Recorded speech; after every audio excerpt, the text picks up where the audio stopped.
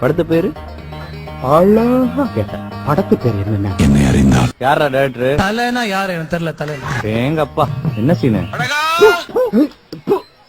வைத்தறிச்சலு காக்கி சட்டைய போட்டுக்கிட்டா அவனுக்கு பெரிய சக்கரவர்த்தி நினைப்பு.